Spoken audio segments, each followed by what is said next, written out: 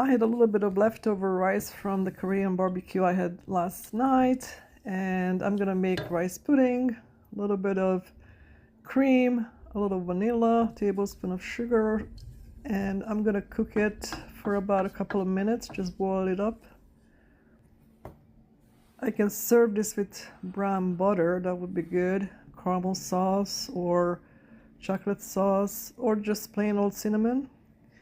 I'm gonna cool this off a little bit and enjoy it. What a treat.